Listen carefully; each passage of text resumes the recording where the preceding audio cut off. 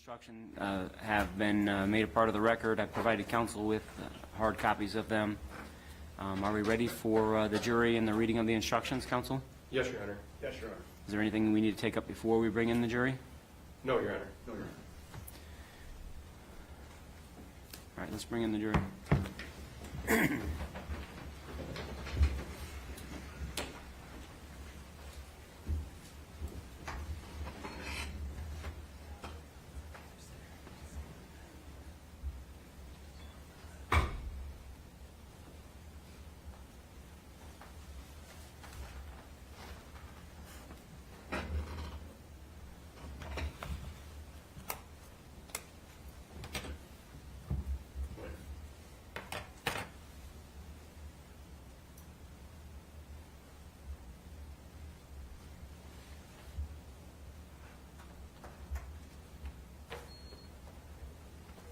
All rise for the jury.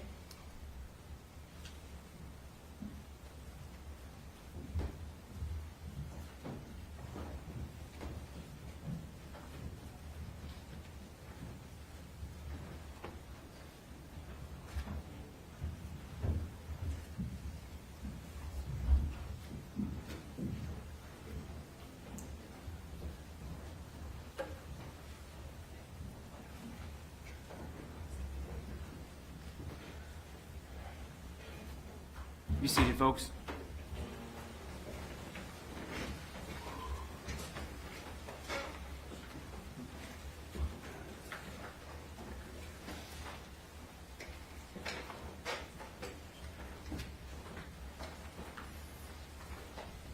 You got an extra? Just let somebody else have one. All right, good morning. Our court attendant now should have provided you with a set of the instructions. We're going to have you look over your shoulders. And as I indicated earlier on, I am required to read these to you. All right? So in the district court for Grundy County, ladies and gentlemen of the jury, by trial information, the state has charged Michael Thomas Lang with the crimes of murder in the first degree, attempt to commit murder, and assault on a peace officer.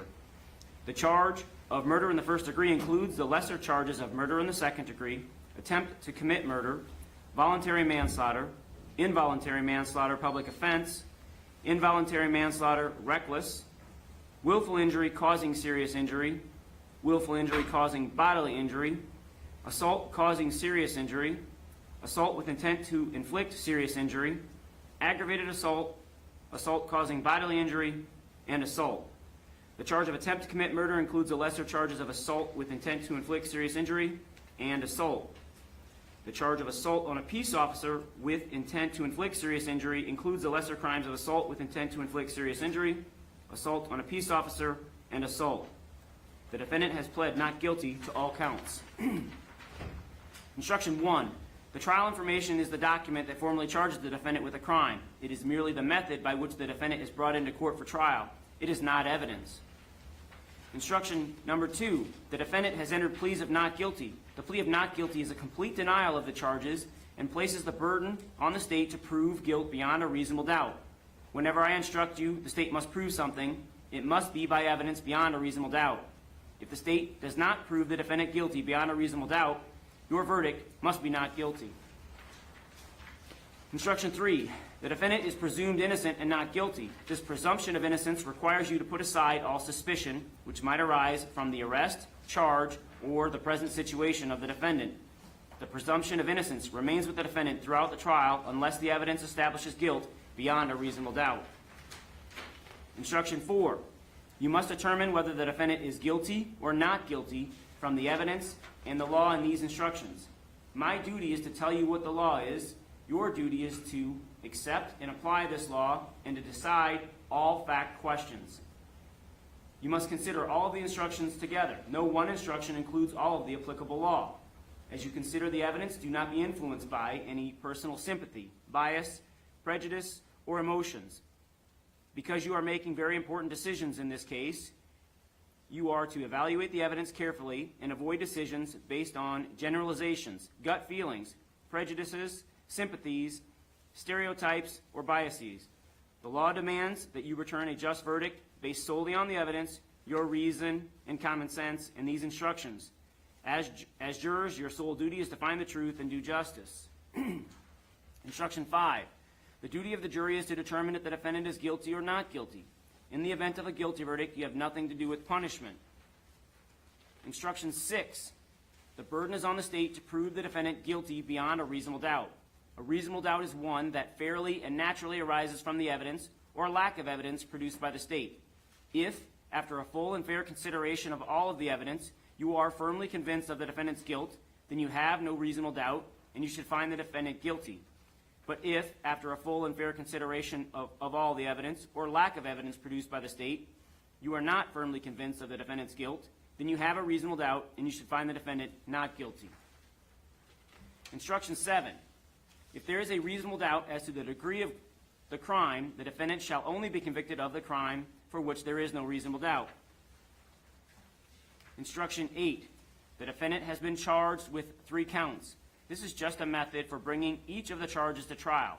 If you find the defendant guilty or not guilty on any one of the counts, you are not to conclude the defendant is guilty or not guilty on the others. You must determine whether the defendant is guilty or not guilty separately on each count. Instruction 9. You must base your verdict only upon the evidence and these instructions. Evidence is testimony in person, exhibits received by the court. You may examine the exhibits closely, but be careful not to alter or destroy them. Facts may be proved by direct evidence, circumstantial evidence, or a combination of both.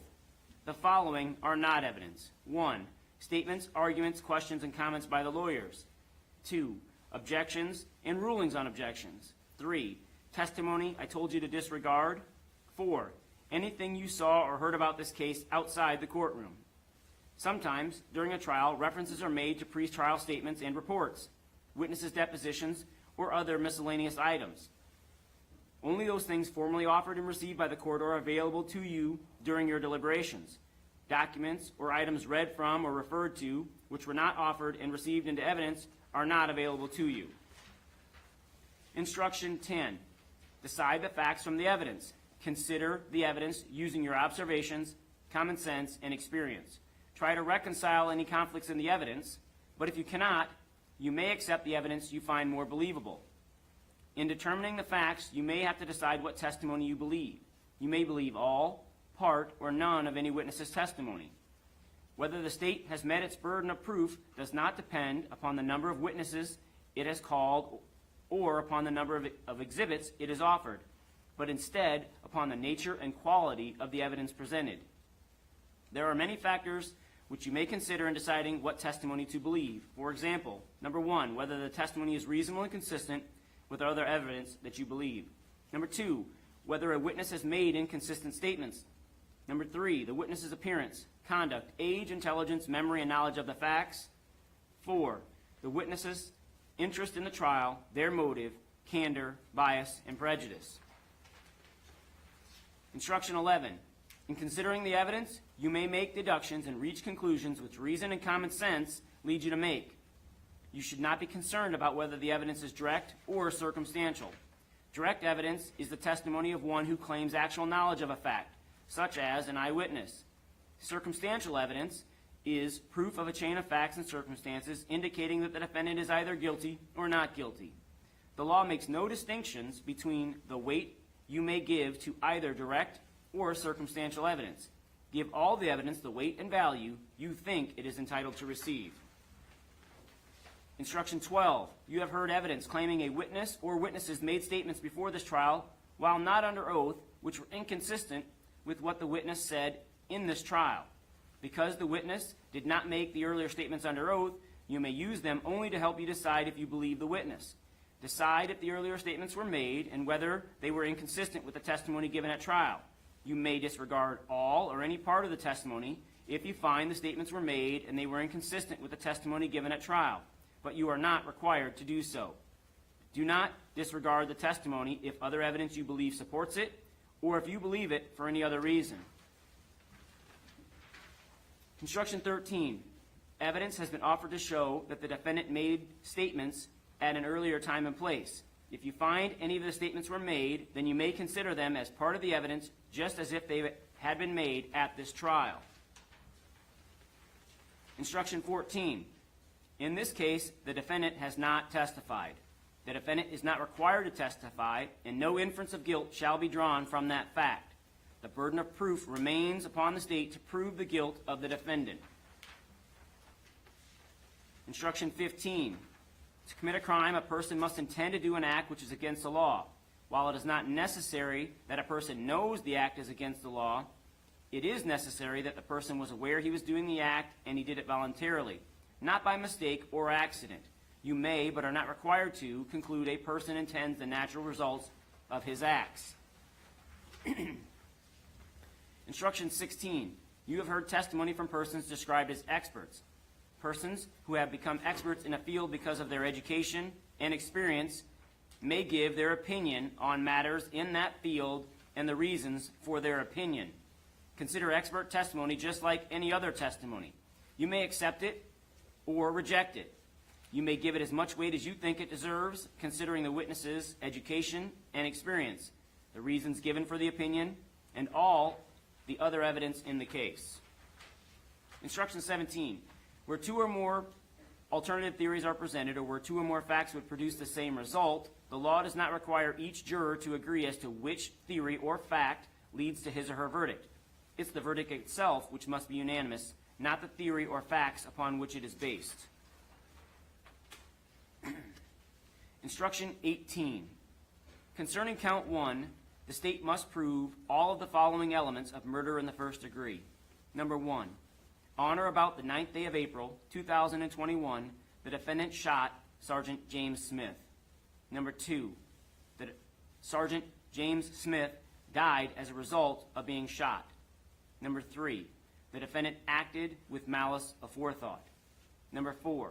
The defendant acted willfully, deliberately, with premeditation, and with the specific intent to kill Sergeant James Smith. If the state has proved all of the elements, the defendant is guilty of murder in the first degree. If the state has failed to prove any one of the elements, the defendant is not guilty of murder in the first degree, and you will then consider the charge of murder in the second degree explained in instruction number 27. Instruction 19. With respect to element 2 of instruction numbers 18, 27, 32, and 34, and element 3 of instruction 35, the wound inflicted by the defendant resulted in the death of Sergeant James Smith if it caused or directly contributed to Sergeant James Smith's death.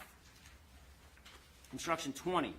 Malice is a state of mind which leads one to intentionally do a wrongful act to the injury of another out of actual hatred or with an evil or unlawful purpose.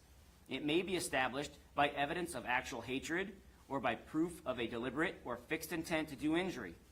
It may be found from the acts and conduct of the defendant and the means used in doing the wrongful and injurious act. Malice requires only such deliberation that would make a person appreciate and understand the nature of the act and its consequences, as distinguished from an act done in the heat of passion. Malice aforethought is a fixed purpose or design to do some physical harm to another which exists before the act is committed. It does not have to exist for any particular length of time. Instruction 21. Malice aforethought may, but is not required to, be inferred from the defendant's use of a dangerous weapon. Instruction 22. If a person has the opportunity to deliberate and uses a dangerous weapon against another, resulting in death, you may, but are not required to, infer the weapon was used with malice, premeditation, and specific intent to kill. Instruction 23. You are instructed that a 12-gauge shotgun, by law, is a dangerous weapon. Instruction 24. Willful means intentional or by fixed design or purpose and not accidental. To deliberate is to weigh in one's mind, to consider, to contemplate, or to reflect. Premeditate is to think or ponder upon a matter before acting. Instruction 25. Specific intent means not only being aware of doing an act and doing it voluntarily, but in addition, doing it with a specific purpose in mind. Because determining the defendant's specific intent requires you to decide what he was thinking when an act was done, it is seldom capable of direct proof. Therefore, you should consider the facts and circumstances surrounding the act to determine the defendant's specific intent. You may, but are not required to, conclude a person intends the natural results of his acts. Instruction 26.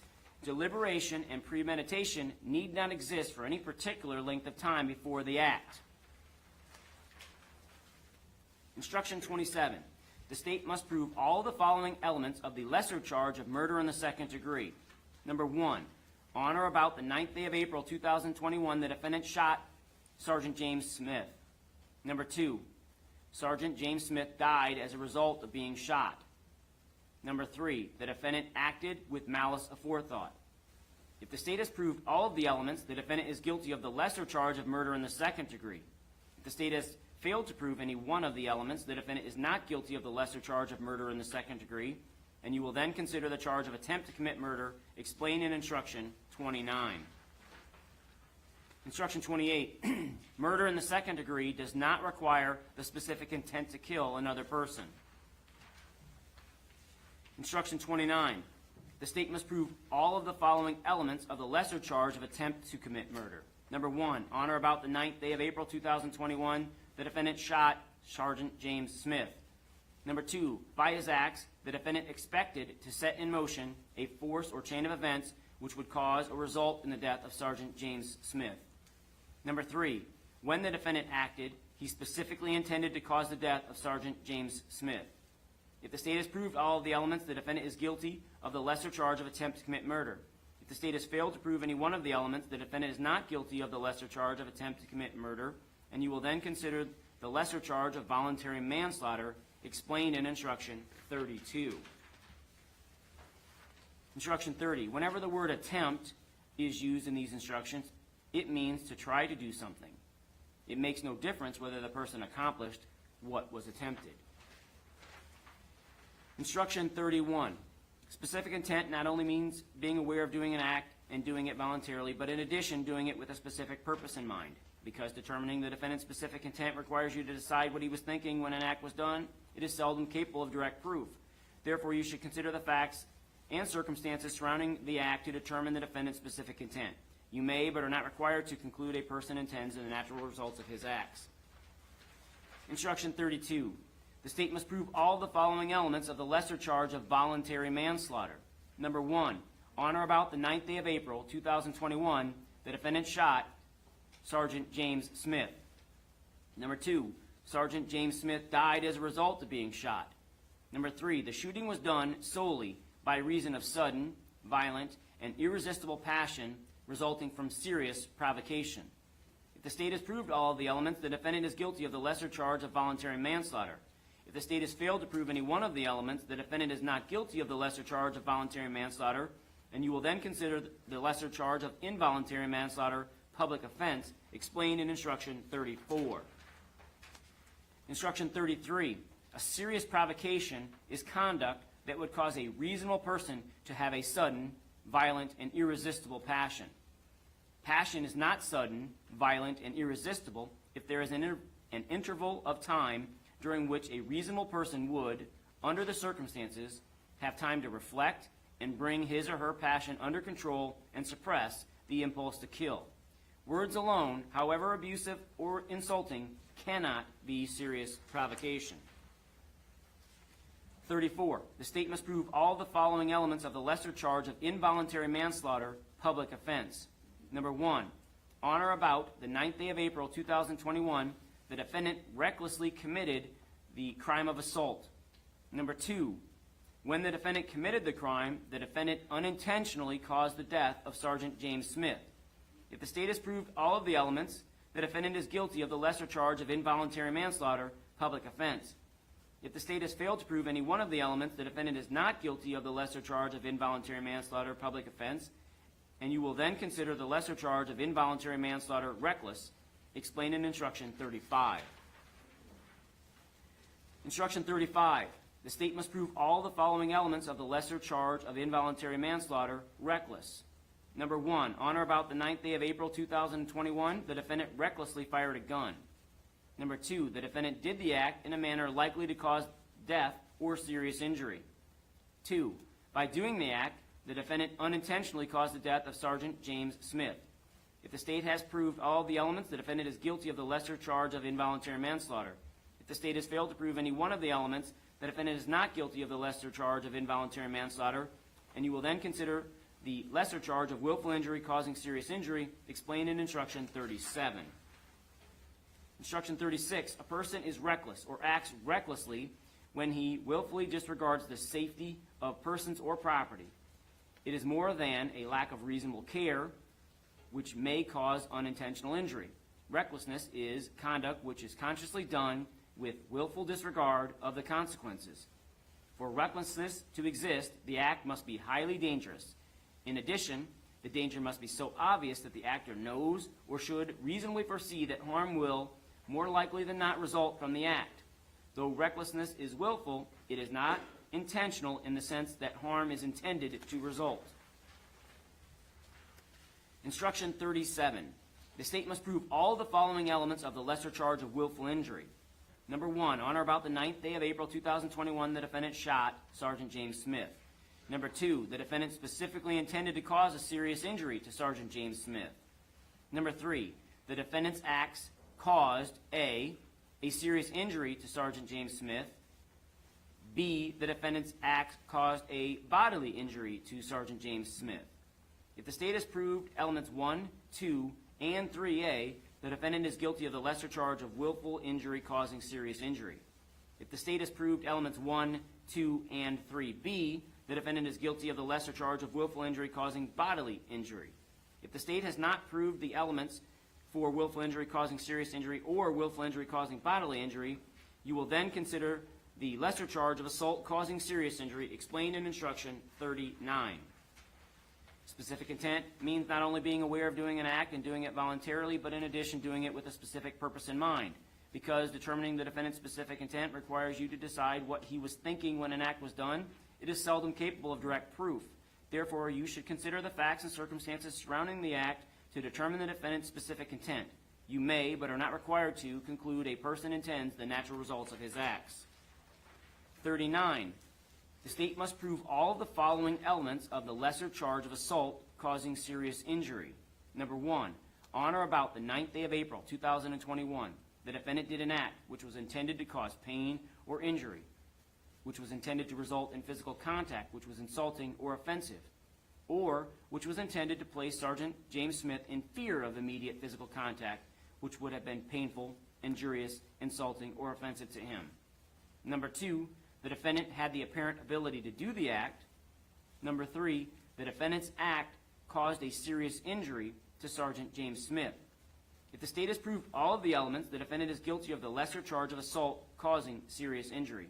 If the state has failed to prove any one of the elements, the defendant is not guilty of the lesser charge of assault causing serious injury, and you will consider the lesser charge of assault with intent to inflict serious injury, explained in Instruction 40. Instruction 40, the state must prove all the following elements of the lesser charge of assault with intent to inflict serious injury. Number 1, on or about the 9th day of April 2021, the defendant did an act which was intended to cause pain or injury, which was intended to result in physical contact, which was insulting or offensive, or which was intended to place Sergeant James Smith in fear of immediate physical contact, which would have been painful, injurious, insulting, or offensive to him. Number 2, the defendant had the apparent ability to do the act. Number 3, the act was done with the specific intent to cause serious injury. If the state has proved all the above elements, the defendant is guilty of the lesser charge of assault with intent to inflict serious injury.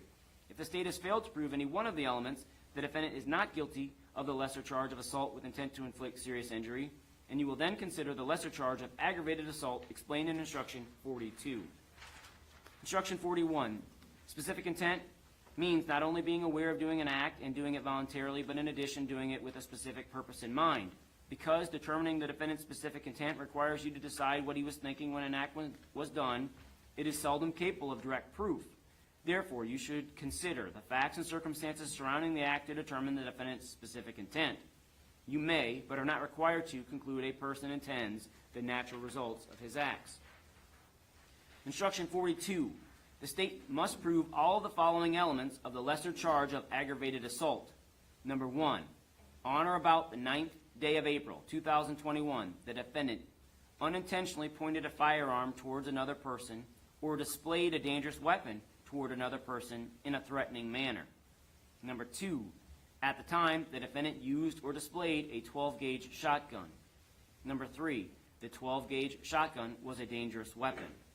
If you find the state has proved all of the elements, the defendant is guilty of the lesser charge of aggravated assault. If the state has failed to prove any one of the elements, the defendant is not guilty of the lesser charge of aggravated assault, and you will then consider the lesser charge of assault causing bodily injury explained in Instruction 44. Instruction 43. Concerning element number 1 of Instruction number 42, the phrases A, intentionally pointed a gun, means to have done it consciously and not accidentally or inadvertently. And B, to display a dangerous weapon in a threatening manner, means to show or make apparent to another person that a dangerous weapon existed so as to intimidate the other person. Instruction 44. The state must prove all the following elements of the lesser charge of assault causing bodily injury. Number 1, on or about the 9th day of April, 2021, the defendant did an act which was intended to cause pain or injury, which was intended to result in physical contact, which was insulting or offensive, or which was intended to place Sergeant James Smith in fear of immediate physical contact, which would have been painful, injurious, insulting, or offensive to him. Number 2, the defendant had the apparent ability to do the act. Number 3, the defendant's act caused a bodily injury to Sergeant James Smith. If you find the state has proved only elements 1, 2, and 3, the defendant is guilty of the lesser charge of assault causing bodily injury. If you find the state has proved only elements 1 and 2, the defendant is guilty of the lesser charge of assault. If you find the state has failed to prove elements 1 or 2, the defendant is not guilty. Instruction 45. Apparent ability means a reasonable person in the defendant's position would expect the act to be completed under the existing facts and circumstances. Instruction 46. The term bodily injury means physical pain, illness, or any impairment of the physical condition. Instruction 47. The term serious injury means a bodily injury which creates a substantial risk of death or which causes serious permanent disfigurement or extended loss or impairment of the function of any bodily part or organ.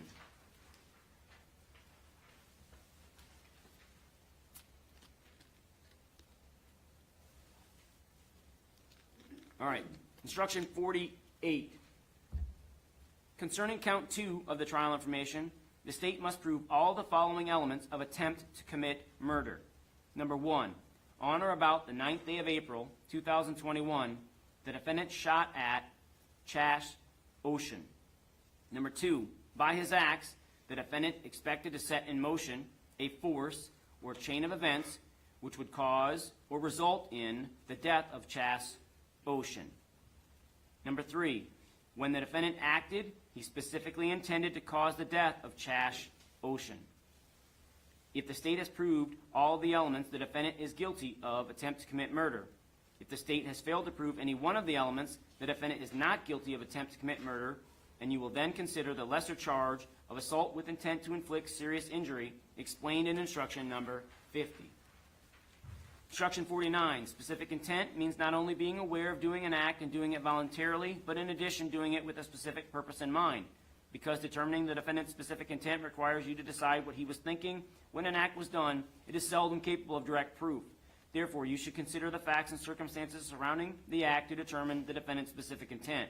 You may, but are not required to, conclude a person intends the natural results of his acts. Instruction 50. The state must prove all of the following elements of the lesser charge of assault with intent to inflict serious injury. On or about the 9th day of April, 2021, the defendant did an act which was intended to cause pain or injury, which was intended to result in physical contact, which was insulting or offensive, or which was intended to place Chash Ocean in fear of immediate physical contact, which would have been painful, injurious, insulting, or offensive to him. Number 2, the defendant had the apparent ability to do the act. Number 3, this was done with the specific intent to cause a serious injury. If the state has proved all of the elements, the defendant is guilty of the lesser charge of assault with intent to inflict serious injury.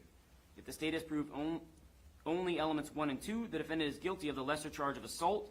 If the state has failed to prove either elements 1 or 2, the defendant is not guilty. Instruction 51. Concerning count 3 of the trial information, the state must prove all the following elements of assault on a peace officer with intent to inflict serious injury. On or about the 9th day of April 2021, the defendant did an act which was intended to cause pain or injury, which was intended to result in physical contact, which was insulting or offensive, or which was intended to place Cody Niehaus in fear of immediate physical contact, which would have been painful, injurious, insulting, or offensive to him. Number 2, the defendant had the apparent ability to do the act. Number 3, the act was done with the specific intent to cause a serious injury. Number 4, at the time of the act, Cody Niehaus was a peace officer. And 5, at the time of the act, the defendant knew Cody Niehaus was a peace officer. If the state has proved all of the elements, the defendant is guilty of assault on a peace officer with intent to inflict serious injury. If the state has proven only elements 1, 2, and 3, the defendant is guilty of assault with intent to inflict serious injury. If the state has proven only elements 1, 2, 4, and 5, the defendant is guilty of assault on a peace officer. If the state has proven only elements 1 and 2, the defendant is guilty of assault. If the state has failed to prove either elements 1 or 2, the defendant is not guilty. Instruction 52, specific intent means not only being aware of doing an act and doing it voluntarily, but in addition doing it with a specific purpose in mind. Because determining the defendant's specific intent requires you to decide what he was thinking when an act was done, it is seldom capable of direct proof. Therefore, you should consider the facts and circumstances surrounding the act to determine the defendant's specific intent. You may, but are not required to, conclude a person intends the natural results of his acts. Instruction 53. A peace officer includes police officers and reserve police officers of cities. Instruction 54. Nothing I have said or done during the trial was intended to give you any opinion as to the facts, proof, or what your verdict should be. I have not, by my instructions, by any ruling made, by any act done, by anything said during the trial, or by any facial expression, gesture, or tone of voice intended or attempted to give any intimation or opinion as to what the facts are or what are not the facts, what the proof is or what it is not, and what your verdict should be. During the trial, I have ruled upon objections to evidence which may have been made by counsel. Such rulings are the sole responsibility of the court. In your consideration of the case, you will give no significance or weight whatsoever to such rulings. You will consider only the evidence which has been received before you as part of the record in this case. Instruction 55. At this time, you may not communicate with anyone other than your fellow jurors about this case before reaching your verdict. You are prohibited from using during your deliberations cell phones or other such devices and electronic media such as text messages, Facebook, YouTube, Twitter, email, etc. Do not do any research or make any investigation about this case on your own. Do not visit or view any place discussed in the case. Do not use Internet Maps or Google Earth or any other program or device to search for or to view any place discussed in the testimony. Also, do not research any information about this case, the law, or the people involved, including the parties or the witnesses. This includes using the Internet to research events or people referenced in the trial. This case must be tried on evidence presented in the courtroom. If you decide a case based on information not presented in court, you will have denied the parties a fair trial in accordance with the rules of this state, and you will have done an injustice. It's very important that you abide by these rules. Failure to follow these instructions may result in the case having to be retried and could result in you being held in contempt and punished.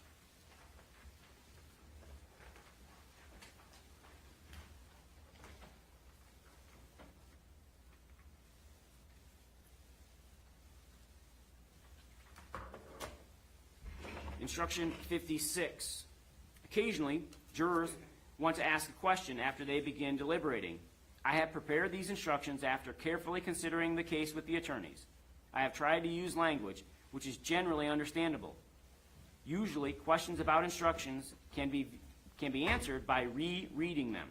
If a question should occur, please consider the following. A. Words not defined in these instructions should be given their ordinary meaning. B.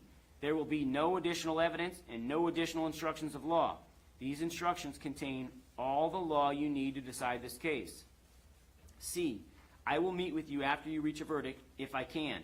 At that time, I will be happy to answer your questions about the trial process. D. If you ask me a question during your deliberations, your foreman or forewoman must reduce the question to writing and give it to the court attendant, who will deliver it to me. I must then contact the lawyers and conduct a hearing with them, but not in your presence. This naturally takes time and deliberation before I can reply. After that, I will send you a written answer consistent with subparagraphs A and B above. If, after considering these matters, you still wish to ask me a question, follow the procedure outlined here, then save your written question and the written answer I send you, and return them with your verdict form when you have completed your deliberations and returned a verdict. Instruction 57. During the trial, you've been allowed to take notes. You may take these with you to your jury room to use in your deliberations. Remember, these are notes and not evidence. Generally, they reflect the recollection and impressions of the evidence as viewed by the person taking them, and may be inaccurate or incomplete. Upon reaching a verdict, leave the notes in the jury room, and they will be destroyed. Instruction 58. When you begin your deliberations, you should select a foreman or forewoman. He or she shall see that your deliberations are carried on in an orderly manner, that the issues are fully and freely discussed, and that every juror is given an opportunity to express their views. Reach your verdict without discrimination.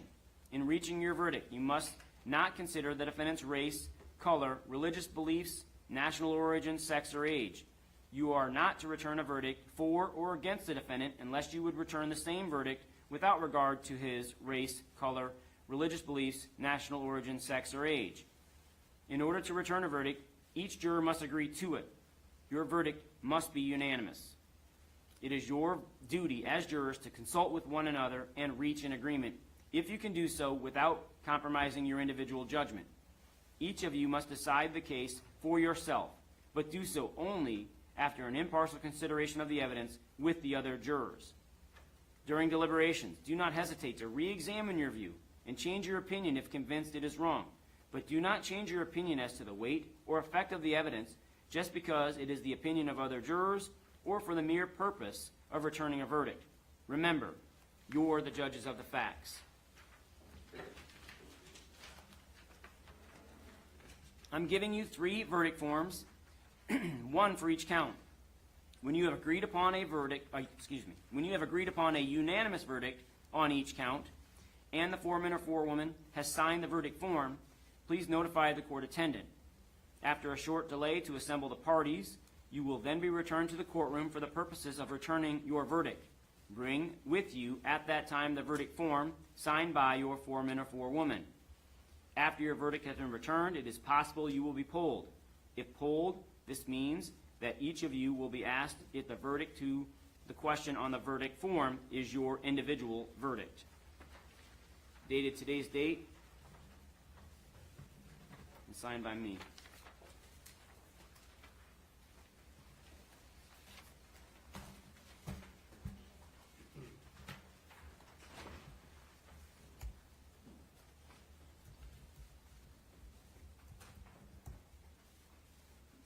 All right, before we begin the next phase, folks, of the actual closing arguments, because I really don't want to interrupt counsel during their closings, if anyone needs to take a brief recess now, just raise your hand and we'll take a 5-minute break if necessary, just to let folks use the restroom or whatever.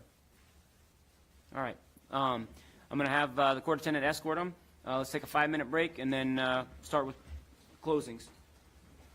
All rise for the jury.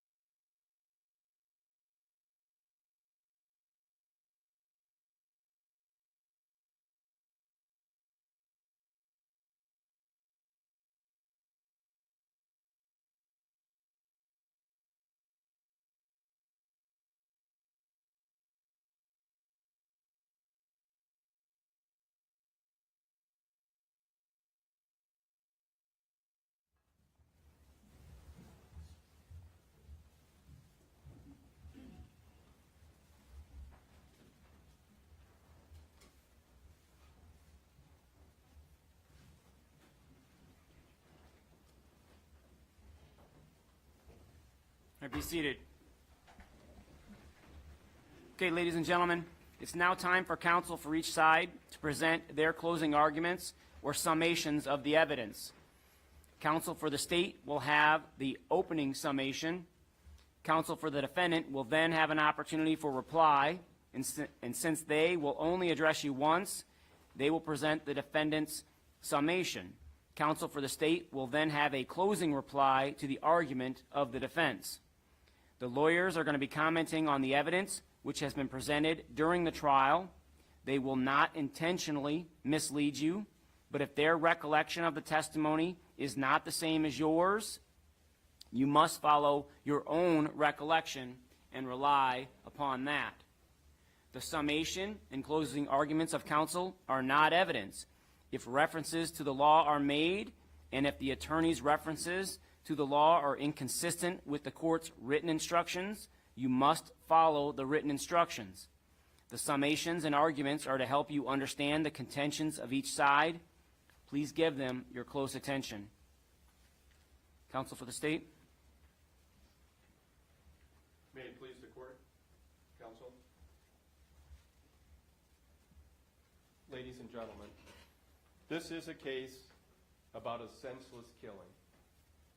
The defendant had ample opportunities to end this standoff peacefully, but he didn't do that. Instead, with a loaded 12-gauge shotgun, loaded with slugs, as State's Exhibit 6, the defendant had time to think about it, had time to weigh in his mind what he was going to do, and he made that decision. When he pointed that loaded 12-gauge shotgun at Sergeant Smith and fired the first round into his chest. And then he fired a second round that went into his calf, exploded through his thigh. You heard the evidence in this case, ladies and gentlemen. The state's not going to review all the evidence you heard last week. We're going to cover some of the things that you heard, the highlights, and show you how the state has proved each and every element of murder in the first degree beyond a reasonable doubt. This case, as you know, started in Grundy Center on April 9th. It was in the evening when Reserve Officer Cody Niehaus was driving his marked patrol car, and the defendant, small town, Officer Niehaus told you he knew the defendant. Defendant knew Officer Niehaus, and he intentionally drove by him at a high rate of speed, or at least fast for in town. So when Officer Niehaus put on his lights, these emergency lights, his sirens, the defendants pull over? No.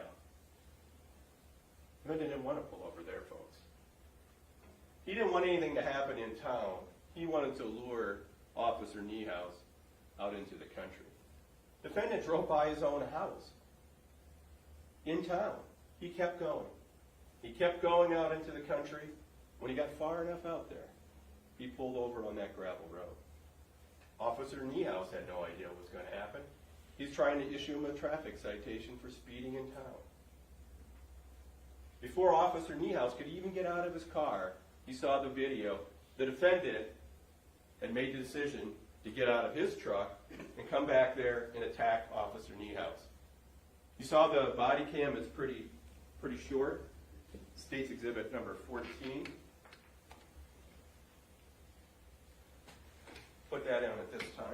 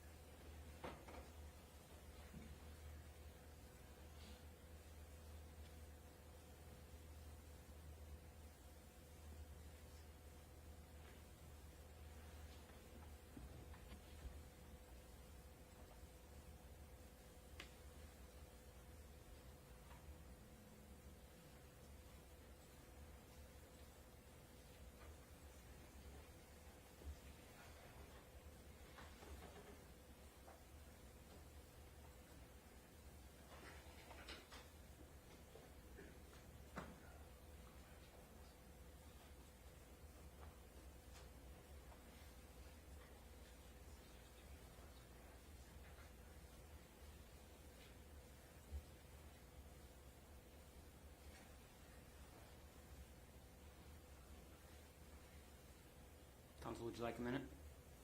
I think so. I think it's finally coming, Your Honor. It's, well, now I have an HDMI connection.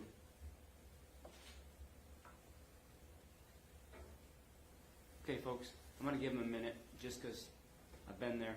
It's a lot easier to do something when folks aren't breathing over your shoulder with the pressure on. So why don't we go back to your room? Once we get this technical issue resolved, we'll bring you right back in, okay?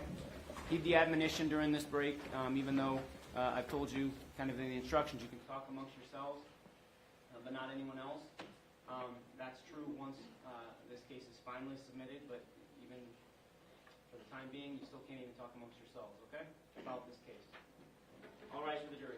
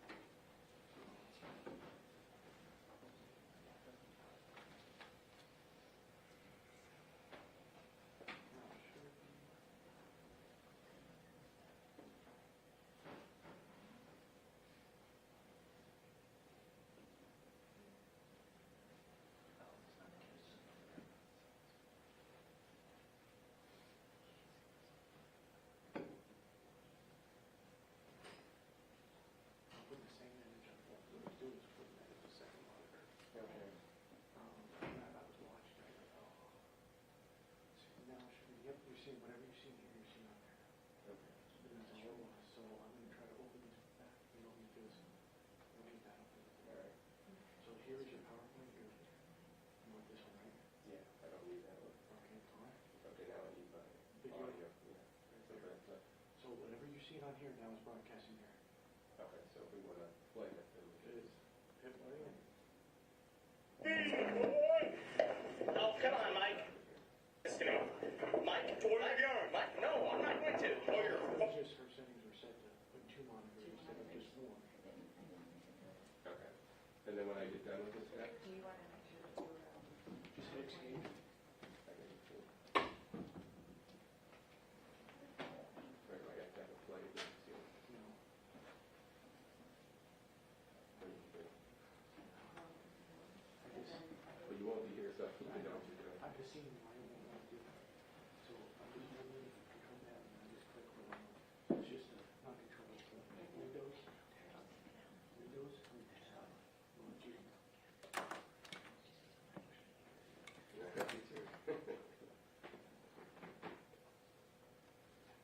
So here, try it once.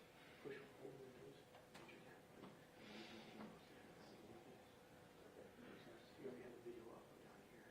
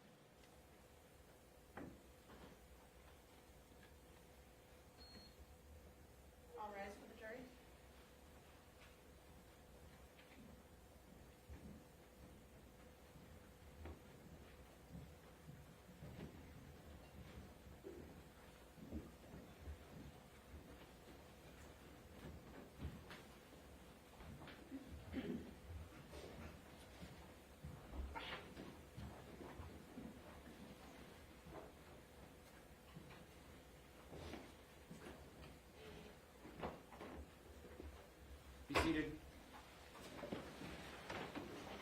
Please proceed, counsel. Thank you. Sorry for the delay, ladies and gentlemen. Someone smarter than me was able to figure this out. So I think at this time we'll play State's Exhibit 14. This is Cody Niehouse's body cam. Oh, come on, Mike. Come on, don't do this to me. Mike, Pull your gun. Mike, no, I'm not going to. Pull your fucking gun. I'm not going to. Faggot bitch. I'm not going to. Give me another car now! Yeah. Bring it on. Stop it, Come on, boy.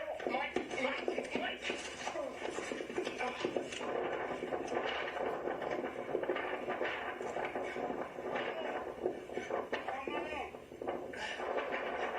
Mike. Mike, help me out, please.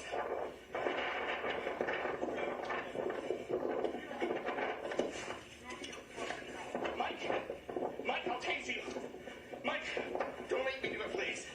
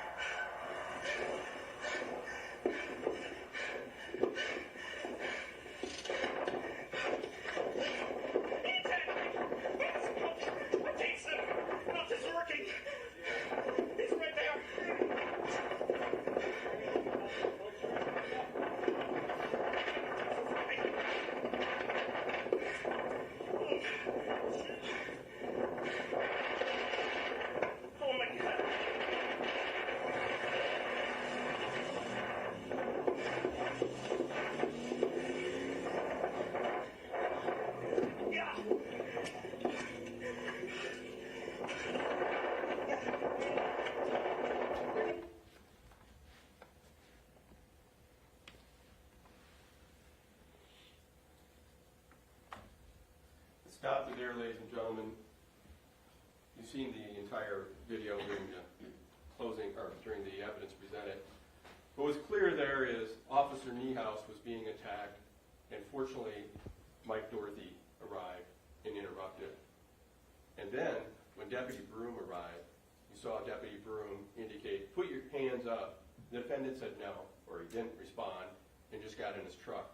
But before he did, what he told them was, "Come get me." And that's what Deputy Broom did. He followed the defendant. He tried to catch up to the defendant, but he lost the defendant. But he knew it was possible the defendant would go to his house, so that's where he went. And when Deputy Broom arrived, the defendant was out of his truck already, went into his house. In State's Exhibit 2, you'll see, he went into his house, and at that point, Deputy Broom, waited for backup.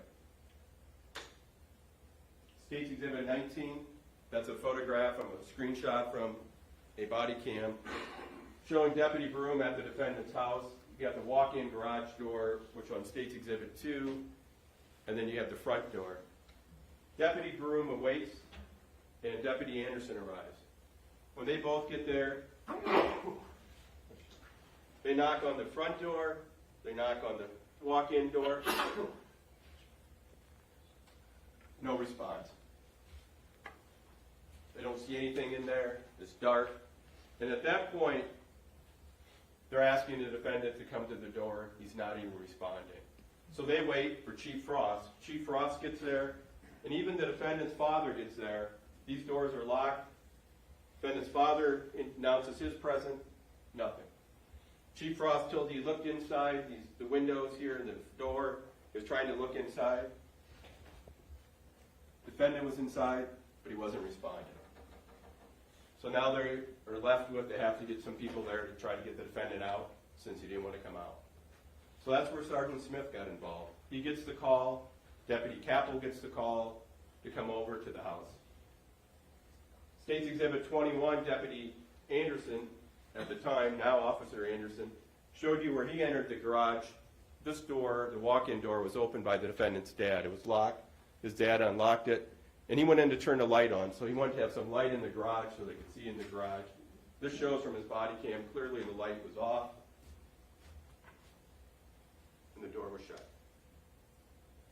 The defendants got the door shut, not responding, not answering, so they keep trying. State's Exhibit 22 shows the garage with the light on after Deputy Anderson turned it on. And at this point, at some point, Sergeant Smith arrived. So did Troopers Barnes, Stadtmuller, Deputy Capel arrives, Trooper Lively. Defendant's not coming out, so they got to go in. They have the dog there, Deputy Capel's dog, Ogun, so they go into the garage. Plan is to clear the garage, which they could see in, which they assumed correctly no one was in there. The north addition they cleared, and then they worked their way to the door that was closed. They opened the door, and not only did Deputy Capel announce his presence, saying who he was, had the dog to come out with your hands up, Sergeant Smith did that as well, trying to end this peacefully. Want to end it, just have the defendant come out. That's all they wanted. But he didn't. He knew they were out there at that point, clearly, and he was waiting for him in the kitchen. He was waiting there for them. They went downstairs. You heard the testimony. The dog went down first, Ogun down the basement, followed by his handler, Deputy Capel, Sergeant Smith, and Trooper Barnes. They cleared the basement. No one was there. So now they're going to come upstairs to clear the upstairs. When they get back upstairs, you're going to see in State's Exhibit, or you did see in State's Exhibit 43, this is the landing area. And the landing area on State's Exhibit 2 is, when you come up the steps, there's a landing area. On the right-hand side, when you come up the basement steps, is a cabinet. And on the left-hand side is the kitchen door, which was closed. So when they came up, this door was open. They had troopers up here protecting them when they come up. They had to open this door to look at the gun cabinet, and his kitchen door at that time, this was taken later, of course, was closed. State's Exhibit 44, they opened up the cabinet, which they found some long guns. One was a BB gun, one was a rifle. They found some ammunition. At this point, State's Exhibit 65, Sergeant Smith is up on top. Deputy Capel switched spots with Trooper Barnes, and he has a dog here. Now the plan is, on State's Exhibit 2, announce their presence. Announce what they're doing, have the defendant come out. He was given every opportunity to come out. State's Exhibit 76, this picture taken later, but it shows the landing again, and this area, the kitchen door was closed. State's Exhibit 23. State's Exhibit 23 is from Deputy Anderson's body cam. This shows Sergeant Smith when he was backing out after he yelled gun. We'll next go to State's Exhibit number 15, which is Deputy Anderson's body cam that you saw. I'm going to start it for the record at the 150 mark. You've already seen it all. I'm going to go start at the 150 mark where they're announcing their presence at the door going into the landing area the first time before they went to the basement.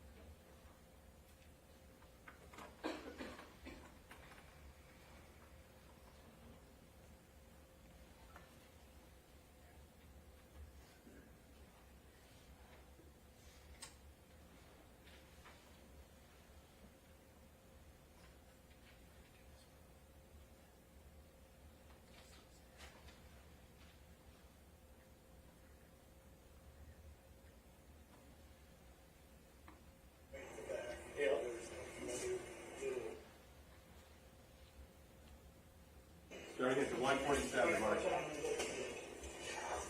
Good, so we're on either side. Okay. You want this open and start announcing? Yep. We're going to open the door and start announcing. Check it out tonight! Mike, make yourself known! I'm going to fight you! Check it out tonight! Make yourself known! Mike, Mike's going to fight you! Check it out tonight! My dog will fight you! Make yourself known!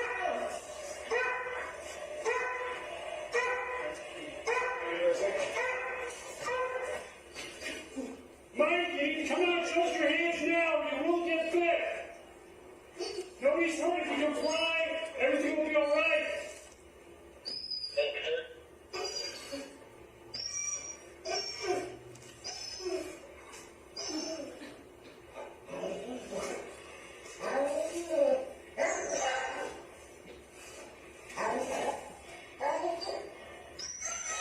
Mike, you need to comply now. Come on with your hands up! What is this going to this side? No, I'm guessing that's a bathroom to the right. It looks like steps up and it's ready out. There's a man downstairs, there's a doorway. So there's a laundry room and a bathroom. Right. It is, which area you want to go? Going downstairs first?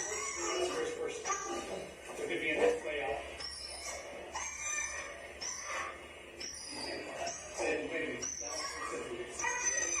Yeah. Like, and this. Yeah. Yeah. I didn't have one for you.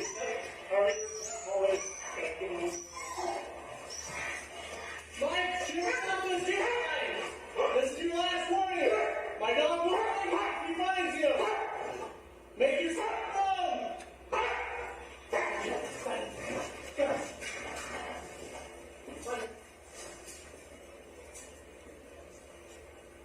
If you come with me, watch these doors and follow them. Okay. Dog's in the basement. It's at the 427 mark. I'm going to move it forward, since you've seen this already, to the 725 mark. This is where they cleared the basement and they're coming back up.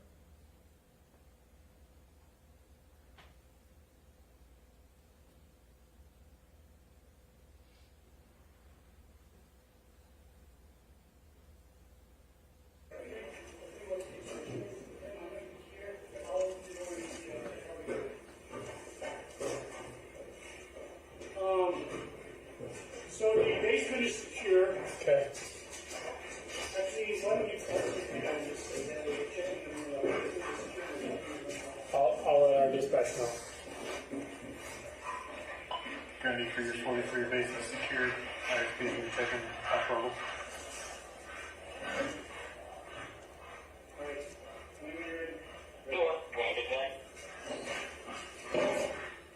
There's some two guys!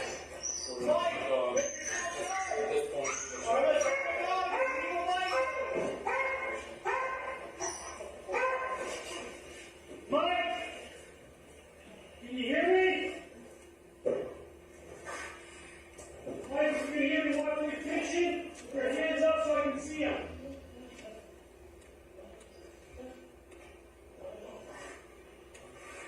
Mike, you need to comply or you will get bit.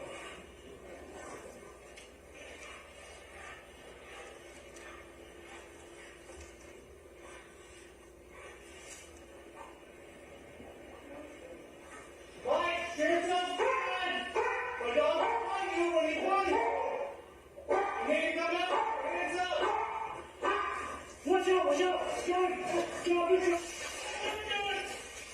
Down, down.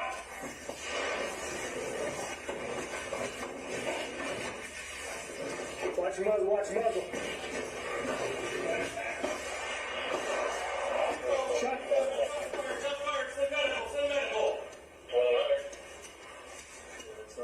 Jim! Jim! Jim!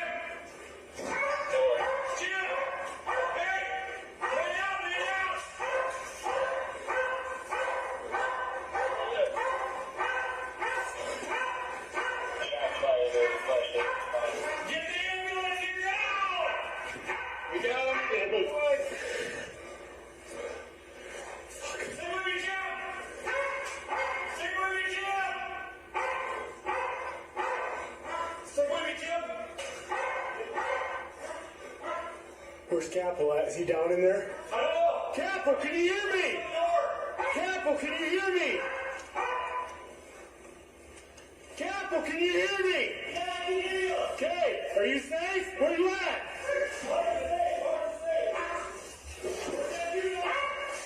We got officer down up here, officer down! Where is suspect?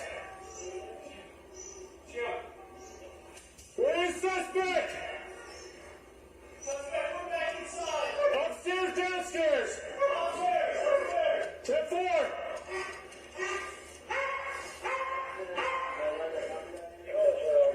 10-4.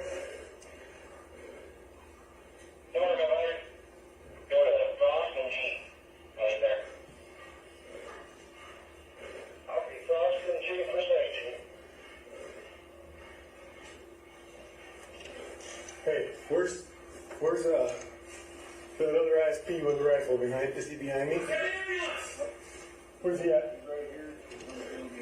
I need somebody else behind me. I got a bad angle. One down inside. You got Captain downstairs yet? Yep. Need the med pack. Get out of my fucking house! Go your hand!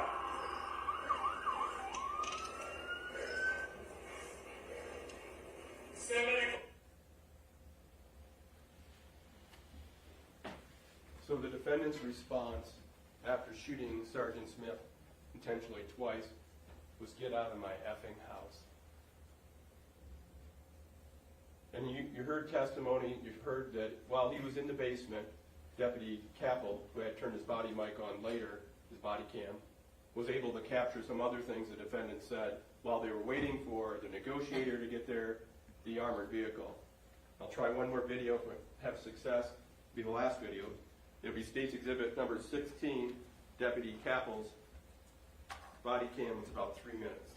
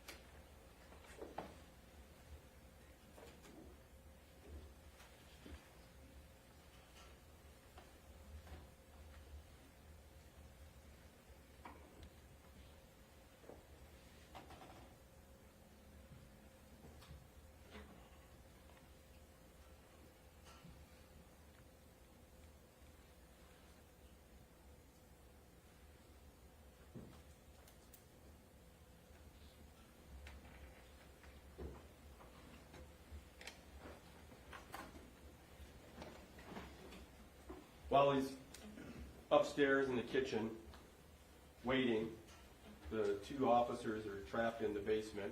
And finally, as you heard, the armored vehicle was brought in, the Bearcat, but also a negotiator. Negotiator tried several times to get the defendant to come out. At one point, he started to come out of the door. He didn't come out with his hands up. He had his back to the door and then went back in. At that point, the Bearcat was starting to make entrance to the house, broke the window, went over by the door. When it backed up, the defendant was upset. He was upset clearly with the driver of the Bearcat, Chas Ocean, because he was hitting his house because he wouldn't come out. And what does he respond with? Another slug. And where does he shoot? He shoots right at the Bearcat. He hits it in the windshield. State's Exhibit 67.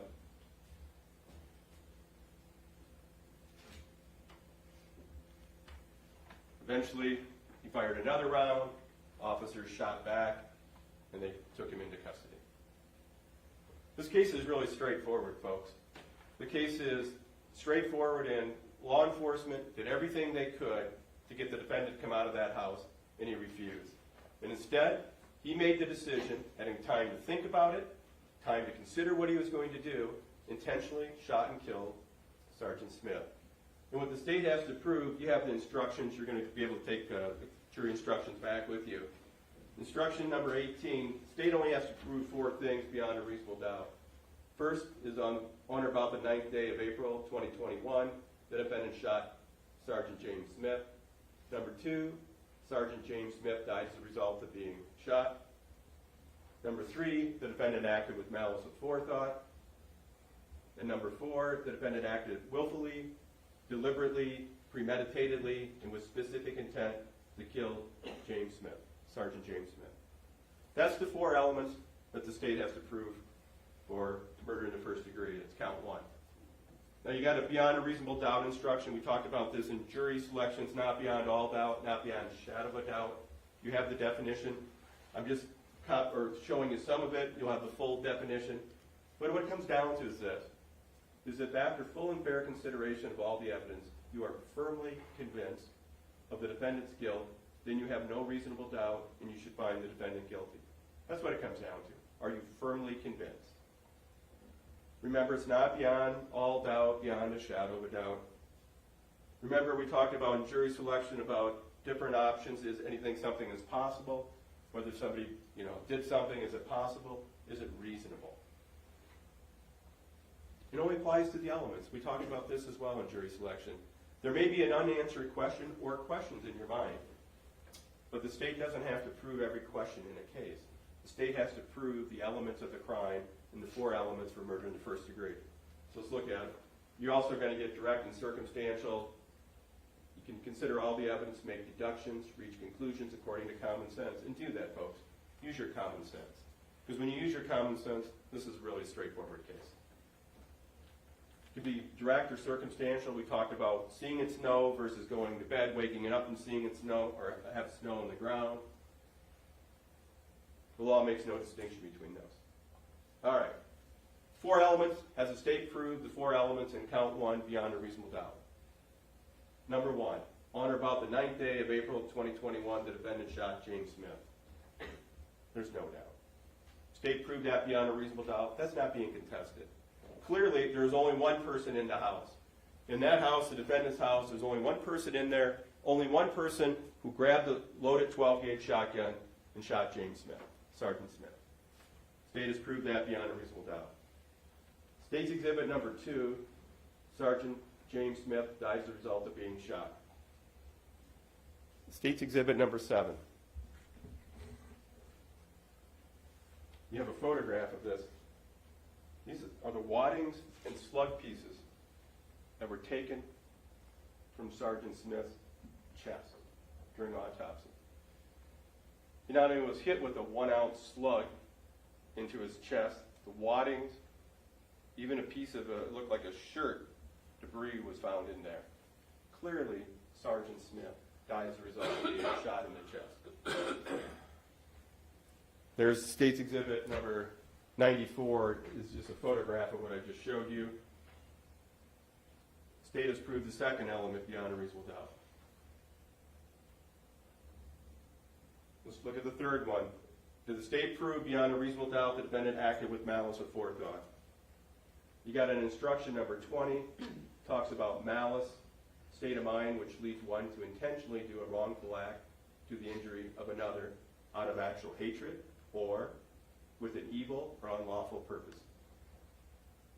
Malice of forethought is a fixed purpose or design to do some physical harm to another which exists before the act is committed. It doesn't have to exist for any particular length of time.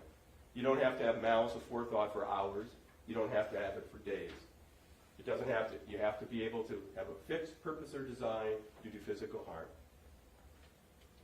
And you're going to get an instruction. You'll look at instruction 21. It talks about a dangerous weapon. Clearly, this loaded or the 12-gauge shotgun's a dangerous weapon.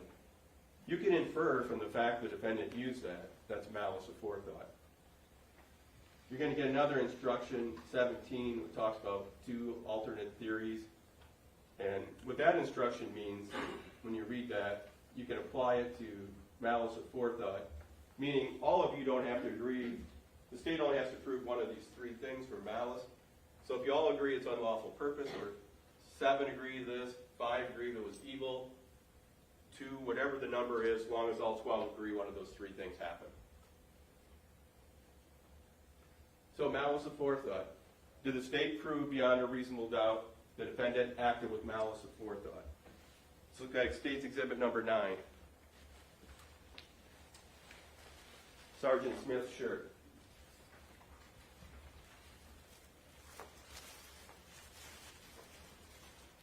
You take a loaded shotgun with a slug and you shoot somebody in the chest. Look at that. Is that a fixed purpose or design to do some physical harm to another? Absolutely. This says malice all over it. The defendant had malice of forethought. The state proved the third element beyond a reasonable doubt.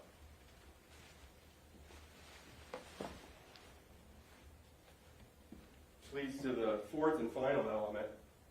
It doesn't have to exist for any length of time. We talked about that. So the state has proved the first three elements beyond a reasonable doubt. Let's look at the fourth element. The defendant acted willfully, deliberately, premeditatedly, and with specific intent to kill Sergeant Smith. Well, you got an instruction number 24. It talks about willful. Means intentional or fixed design or purpose and not accidental. This wasn't an accidental shooting, folks. This wasn't the defendant tripped and the gun went off. This was an intentional shooting. You don't shoot somebody where a defendant shot them with a loaded 12-gauge shotgun if it's not intentional. To deliberate means to weigh in one's mind, to consider, to contemplate, or to reflect. To premeditate is to think or ponder upon a matter before acting. Remember we talked about this in jury selection? Premeditation doesn't mean planned out. It doesn't have to be planned out days in advance. It means a person has to have the ability to think before acting.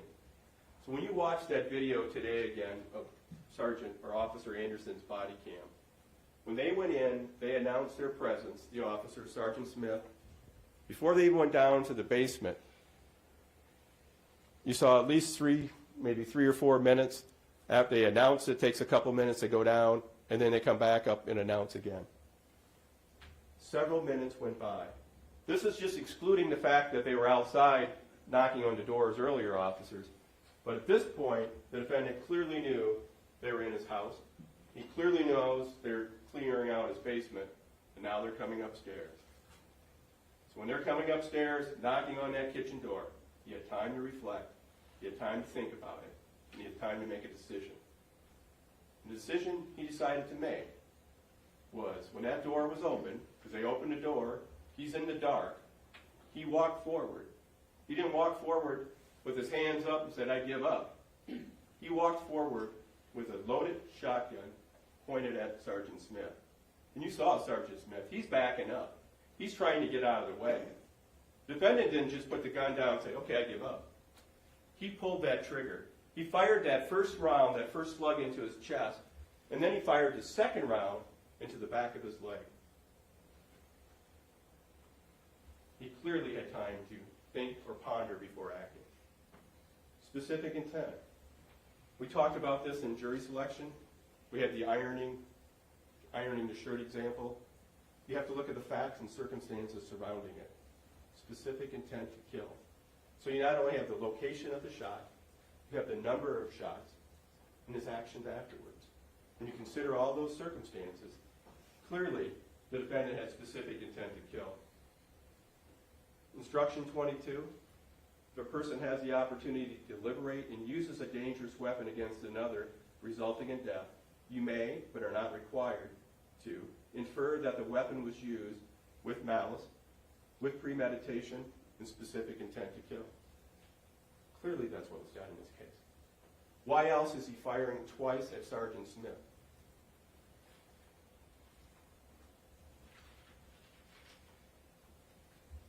The state has proved each and every element of murder in the first degree beyond a reasonable doubt, and the defendant is guilty of murder in the first degree. You're going to have lesser included after murder in the first degree. It talks about murder second and others. You can ignore those if you believe the state has proved each and every element of murder in the first, which we have. So you can go right to count 2. State has proved in count 1 the defendant's guilty of murder in the first. So then for count 2, you can skip to instruction 48. This is for the attempt to commit murder on Chass Ocean. Same situation. First element, the defendant shot at Chass Ocean. No dispute there. State has proved that beyond a reasonable doubt. Second is, by his acts, the defendant expected to set in motion a force or chain of events which would cause or result in the death of Chass Ocean.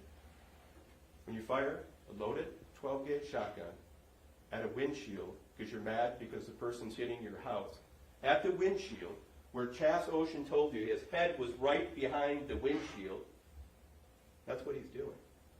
He's setting in motion a chain of events which would result in the Chass Ocean's death. And he specifically intended to do that.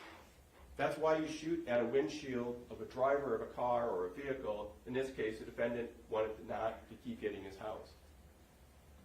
That's what the defendant decided to do. The state has proved each and every one of those elements beyond a reasonable doubt, which just leaves the third count. Assault on a peace officer with intent to inflict serious injury. This first one's wordy, so when you go back there you can read it, but did the defendant intend to cause pain or injury to Reserve Officer Niehaus? You saw the video. That's a no-brainer, clearly. Second element, the defendant had the ability to do the act. He clearly did. You saw him doing it out there. The act was done with specific intent to cause a serious injury. You got a definition for serious injury on 47. You can look that up. The defendant was choking. This is after he's been tased and pulls out the barbs. He was choking Reserve Officer Niehaus. He took him to a remote area. He lured him out there. He got him where he wanted, and he was choking him. It was only because a civilian, Mr. Dorothy, pulled his truck closer to the defendant as he was choking that Officer Niehaus was able to get away. Clearly, at the time of the act, Cody Niehaus was a peace officer. That's not even being contested. And at the time of the act, the defendant knew Cody Niehaus was a peace officer. And Officer Niehaus told you he knew the defendant. It was clear the defendant knew him when he approached him. You could tell he's telling him, Mike, he's saying stuff like that, don't do this. Point being is the state has proved each and every one of those elements beyond a reasonable doubt. Ladies and gentlemen, on behalf of my co-counsel, myself as well, we'd like to thank you for your time in this case. And appreciate, and really our system would not work if it wasn't for you willing to give up your time and a lot of things you'd rather be doing than being here. But our system only works if you're able to do that. In this case, the state has proved beyond a reasonable doubt the defendant is guilty of murder in the first degree, is guilty of attempt to commit murder, and is guilty of assault on a peace officer with intent to inflict serious injury. Thank you very much for your time.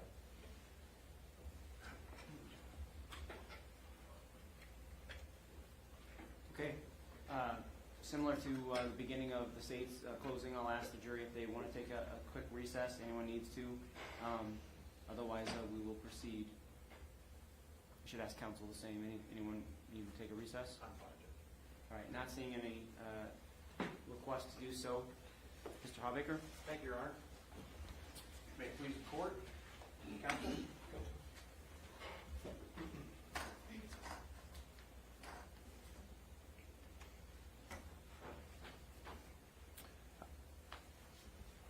Good morning. I agree with Mr. Hamron on the last point, and that is to thank you. And this service is incredibly important. And what we're asking of you, there's really nothing more important to help our system of criminal justice function. So I do thank you for that. I don't get to talk to you again. This is my one and only time to talk about at least how we see the important parts of the evidence that the state has presented and what it means as it relates to the elements of the offense. Now, that's important.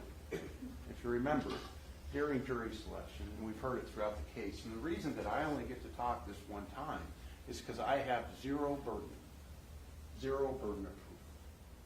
The state has the burden of proof. And we talked about what that meant during jury selection. In other words, the bar, the high jump example, that each and every one of you, individually, as 12 people, have to be convinced, not just convinced, firmly convinced, which is to say that any reasonable doubt, you don't have to share them. You could have 12 different reasonable doubts. You could have 24 different reasonable doubts. Every single one of those reasonable doubts has to be resolved amongst all of you when you deliberate in order for you to be firmly convinced and convict somebody of a crime, any crime, but importantly, this crime.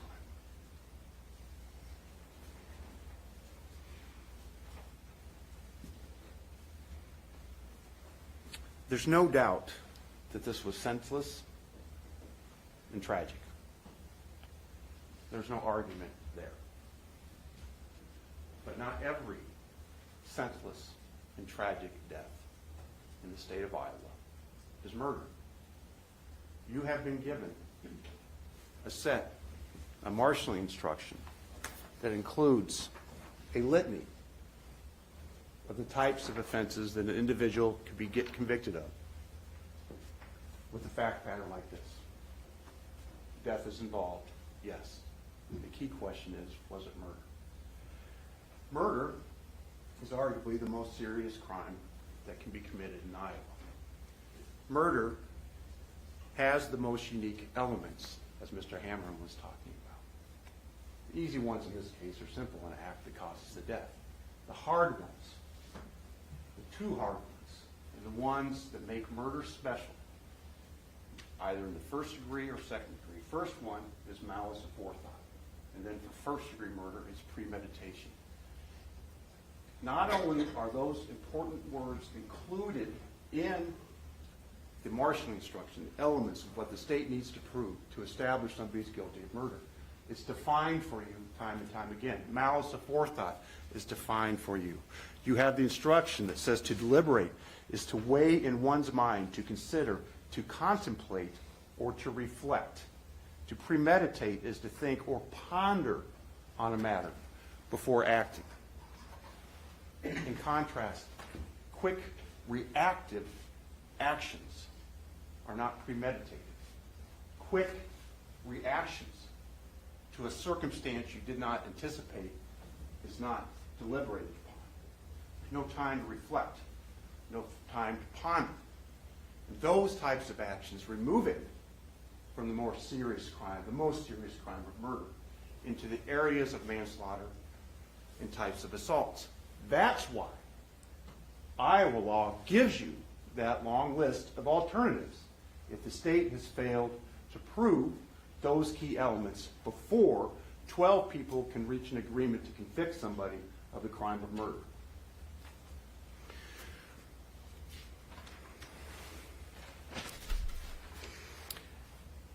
I'm going to kind of go through this chronologically. The way that I see the evidence came in, at least the way that it was presented, it starts with the matter with Officer Newhouse.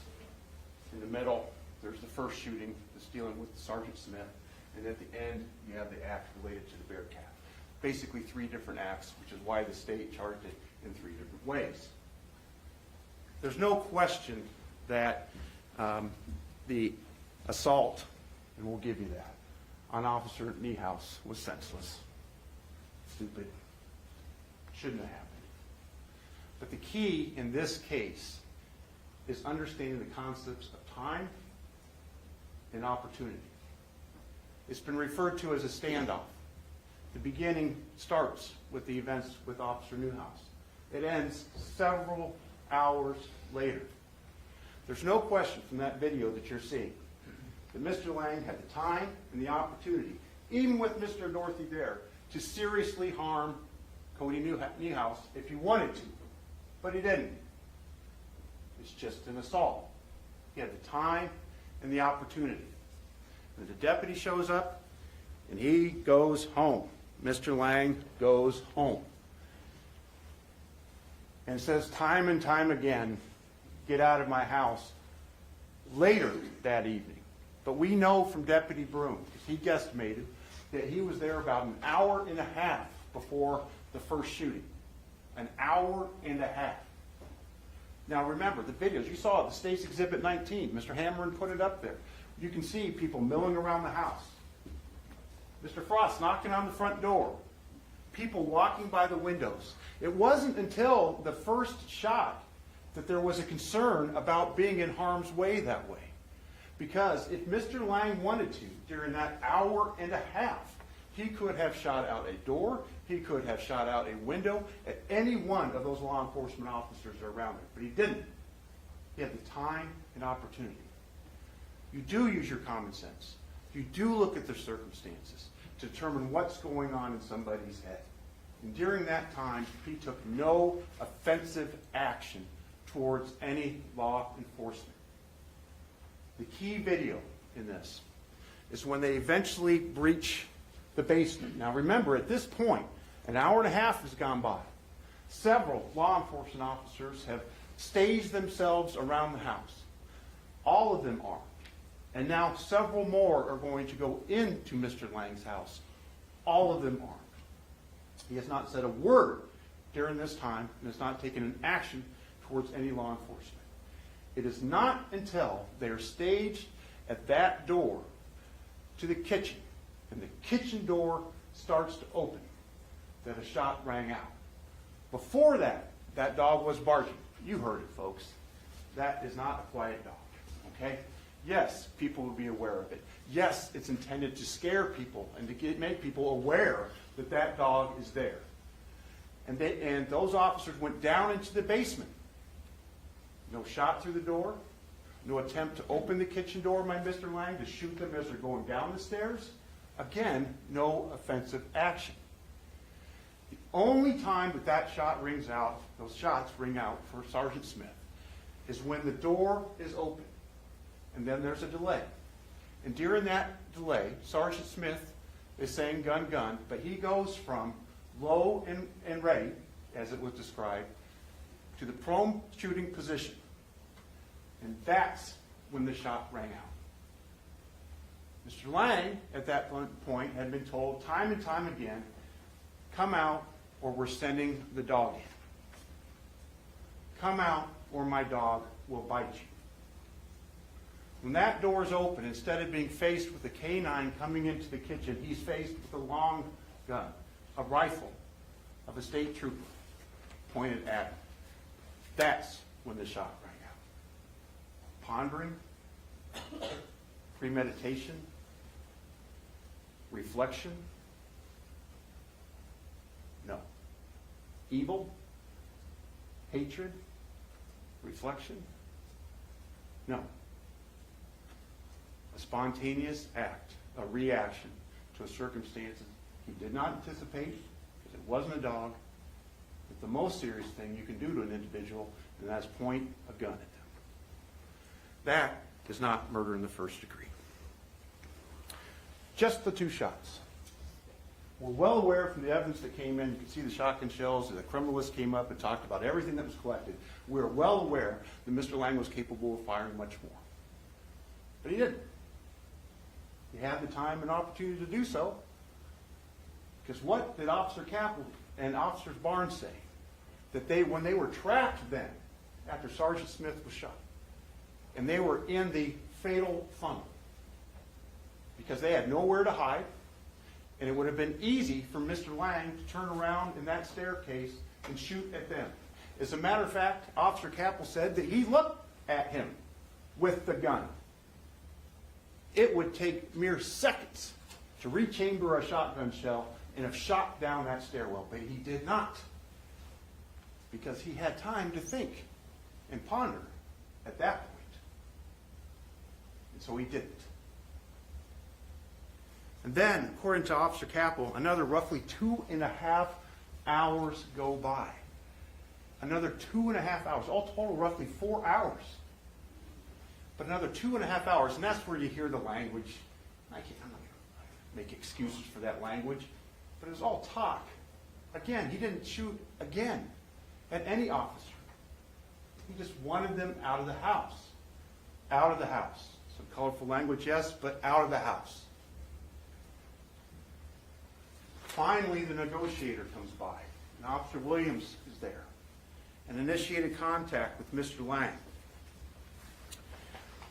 First phone call. Second phone call, if you recall, Mr. Lang called him back, wanting to talk. Basically wanting to have the officers out of the house. That negotiator could have been called at any time. We heard that from his testimony. He could have been there at the start of the stand-up, but he wasn't called. He doesn't get there till much later. As a matter of fact, he was only able to spend about a half hour with him. You can sense from the testimony that he wished he'd had more time, because his ultimate goal is the peaceful resolution of these standoffs. And it was starting to happen. That testimony of Officer Williams is critically important because he remembers the timings of the events. He was in that Bearcat as well, ultimately. And what had happened is that they had the Bearcat, which kind of looks like a tank now, as well as all these officers outside of Mr. Lang's property. And they had tapped on the window or broken the window with that battering ram. At some point, Officer Williams says that Mr. Lang is starting to waver, that he believes he's making headway with him and getting through to him to convince him to come out of the house. In fact, opens the door. Doesn't see that he has a gun, but can't say that he doesn't have a gun. All right? And thinking that he needed to go back and get his tennis shoes or something to that effect. But it looks like there's headway, because the prior 3.5 hours, he hadn't come to the door. And now he had. But for some reason, the TAC team was antsy, according to Officer Williams. And they started to rip the front of that house off. And you can see what impact that had on the front of that structure. You can imagine, you heard the testimony of Officer Capel down the basement, the noise that would be associated with that. And when that started to happen, the door shuts, and then there's a shot at the Bearcat. By all accounts, there's 2 shots up there. We only know where one went, lodged in the windshield of the Bearcat. They're assuming that was an aim. We don't know where the second one went. That's just an effort to get the Bearcat away, not to kill. But again, just reactive. He was going to come out. And then they pushed ahead anyway.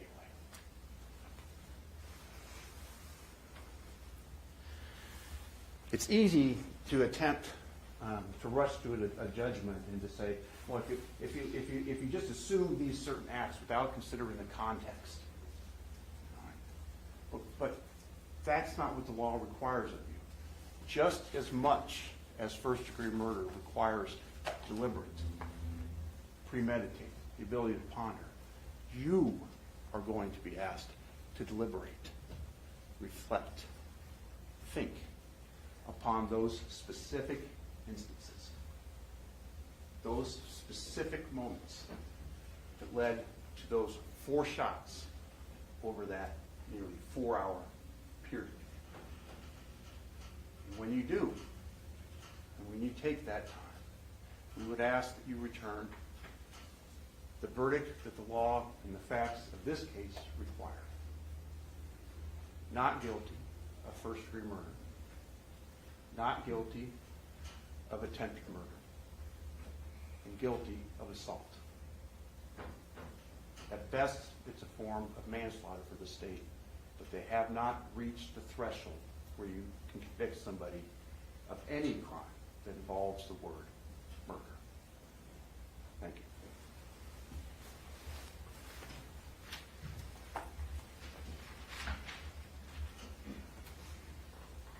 Reply from the state. Yes, thank you.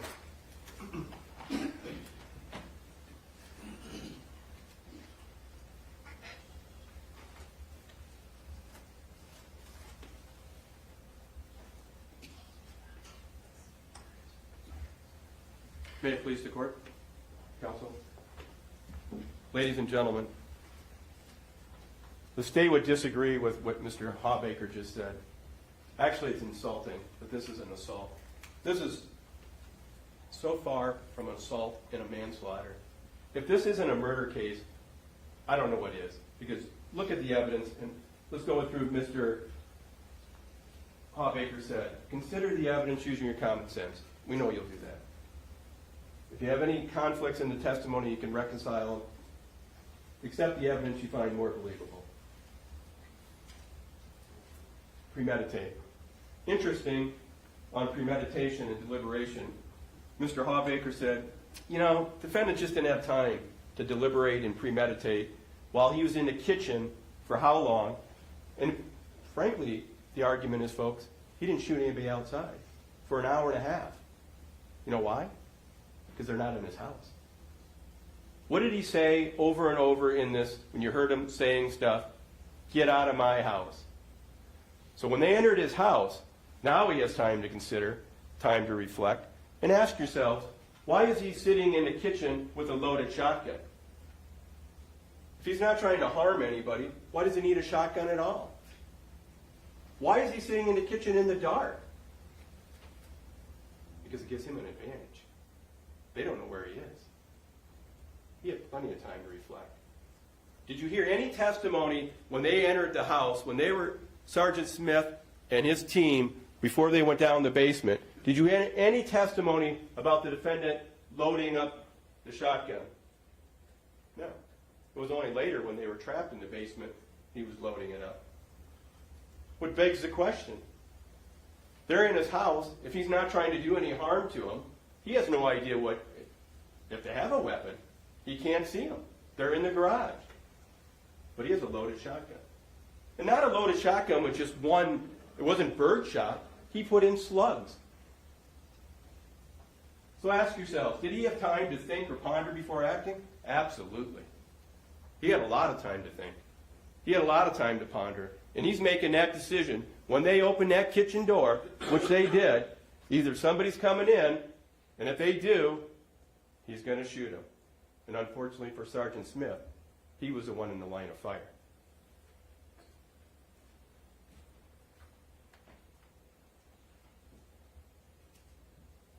Nothing in premeditation shows, it's not motive. Premeditation is not a why question. It's did he have time to think or reflect? We talked about this in jury selection. Motive, the state doesn't have to prove motive. Could be as simple as he didn't want anybody in his house. Could be other reasons, doesn't matter. He had time to think, he had time to ponder and reflect before he shot him.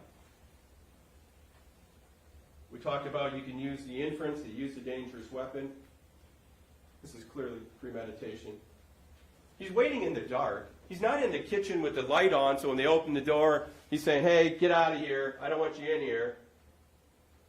He knows he has the advantage. Sergeant Smith is standing out in a lit area in the garage, lit up. The defendant's standing in the dark. He's waiting with a loaded 12 gauge, then slugs. We talked about he didn't rack. And ask yourselves this, why does he need 11 shells? We know he has 11 shells at some point. We know he fired 4. And Mr. Hawbaker says, well, he just didn't fire very many shots. He's very selective when he fires them, right? He's shooting these when he wants to kill someone. He shot 2 at Sergeant Smith. He shot at least 1 at Chass Ocean. He's not randomly firing shots.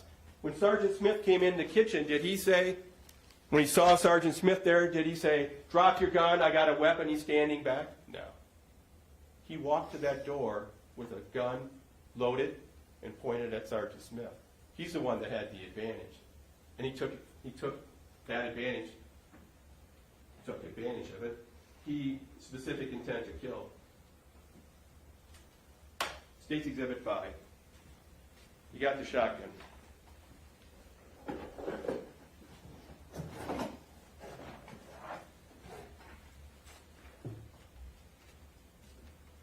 So you have the shotgun, and I think the way Mr. Tate explained it is, the way this shotgun works is after you fire, if you push this button in, if I can do it right, you have to pull around, and that's going to eject the shell. So when you pull around, the trigger lock may not work. So when you pull it back, it's going to eject the shell. So the first time he took this gun, he aims it at Sergeant Smith, and he fires it. Sergeant Smith's on the ground. But he doesn't stop. There's a 5-second delay when you hear the second pop on that video, because now he has to pull it back, eject the shell, consciously pull it forward, putting a shell into the gun. And then what does he do? He's not reacting to Sergeant Smith. I think Mr. Hawbaker even said when he had time on the landing, he had time to think and ponder. Clearly he did. What is he going to do? He's going to finish the job that he started. So what he did is he pumped another round into Sergeant Smith. But where was Sergeant Smith when he pumped that second round? He's laying on the ground. He's defenseless. The shore wound on the leg shows the one leg was on top of the other. He shot Sergeant Smith on the ground. He's not reacting. He's shooting a second time to try to kill him. He's going to finish the job that he wanted to do. And he did. That's a specific intent to kill, folks. This isn't just reacting. This isn't just an assault.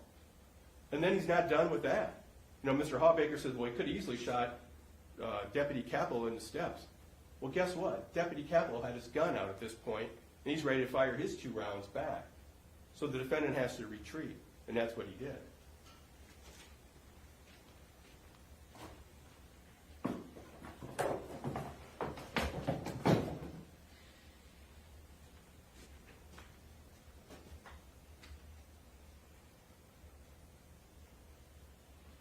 The autopsy photographs, State's Exhibit number 89, specific intent to kill. I didn't put it up on the screen.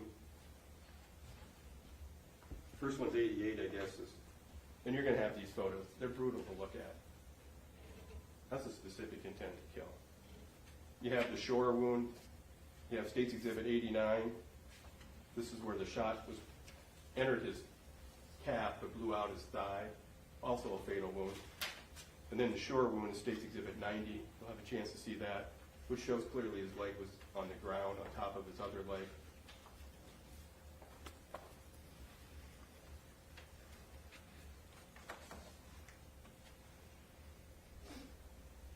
He wasn't reacting. He was finishing the job that he wanted to do. You can consider that Instruction 13 evidence has been shown the defendant made statements at an earlier time and place. If you find these statements were made, then you can consider them just as part of the evidence, just as if they've been made at this trial. So what that means is the officers, the video, where you hear the defendant's statements, you can consider them if you believe they were made. And Mr. Hawbaker said, well, yeah, there was some bad language he used in the basement. Yeah, not exactly. Trooper Schmidt told you, I took it easy on your buddy. I put a slug through his chest. Then he laughed. That sound like a statement made by somebody that's just reacting?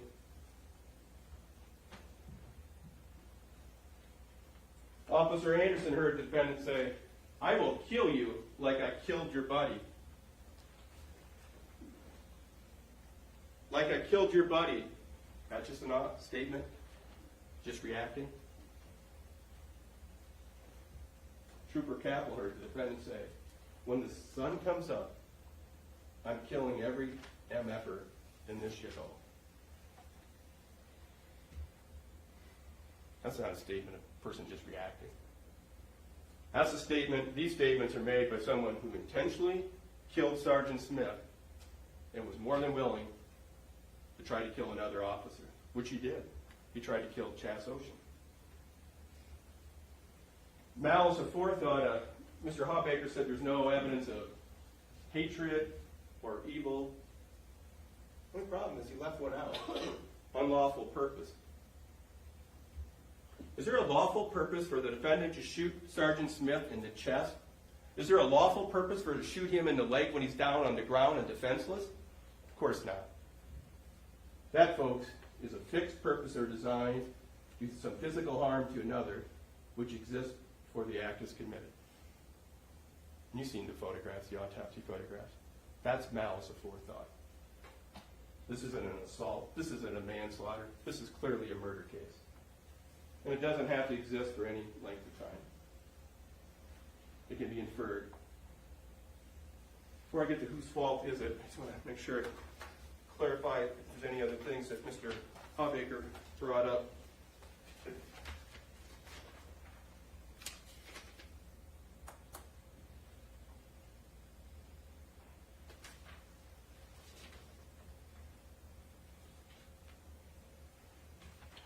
You know, the interesting thing is, Mr. Hawbaker said the defendant was worried about the dog going into the kitchen, and then he reacts to Sergeant Smith.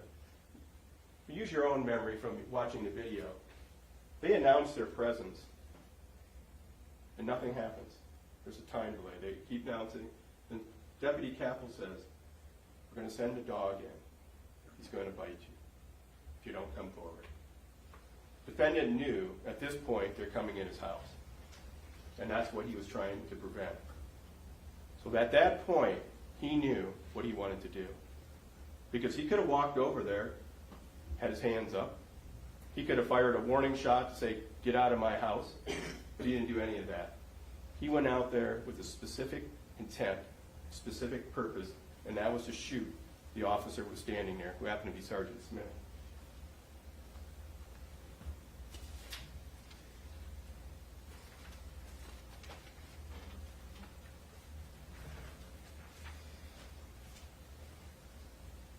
Whose fault is it? Let's see, we got the negotiator. They could have brought the negotiator over earlier.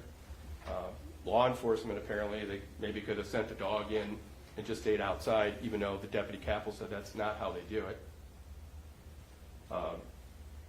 Law enforcement in general, maybe it's just their fault. Or maybe let's look at whose fault this really is. Mr. Lang had the opportunity, one officer, Niehaus, put on the lights and siren, is to pull over. If that happens, we're not here. He had the opportunity to stop for Deputy Broom. After he had assaulted Officer Niehaus, he could have stopped right there. He didn't. Instead, come get me. Is he luring the police to his house? Could have surrendered to Deputy Anderson, Deputy Broom, Chief Frost, all knocking on his door, asking him to come out. Never did. Could have surrendered to Sergeant Smith at 2 different times. He didn't. Could have surrendered when the negotiator was there. But apparently now it's, they should have got the negotiator right away, gave him more time. It's their fault. No. As a defendant, he had every opportunity. Folks, remember, it took the negotiator a while to get there. This is after one of their own officers has been shot. Some didn't know he was killed. And they're still taking the time to say, come out. We're not going to harm you. Come out. They didn't do it. But they used the Bearcat. And they're lucky the Bearcat didn't come in right away and just run over the house. But they didn't do that. They still waited. Then after the Bearcat rattles the window, apparently the defendant's ready to give up. They said, really? Did you hear any testimony defendant coming out like this with his hands up, say, I give up? That's what he was asked to do. He didn't do that. Did he call the negotiator? His phone worked at that time. Did he say, hey, I'm coming out, stop right now? No. None of that. How does he respond? He shuts the door, goes back in, and he takes that same 12-gauge shotgun and fires a round. Is that a random shot? Do you really think that's a random shot that hits a windshield? Again, it's a selective shot. He's trying to kill the driver of the Bearcat because he's upset the Bearcat's hitting his house. And it all could have been avoided.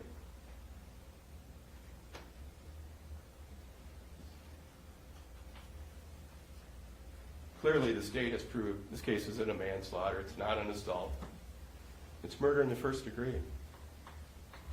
Because when you take a loaded 12-gauge shotgun with slugs, not birdshot, and you shoot somebody in the chest, and then when they're on the ground defenseless, you shoot them again, that's murder in the first degree.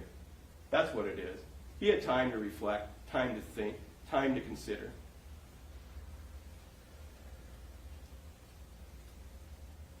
Attempted murder, state has proved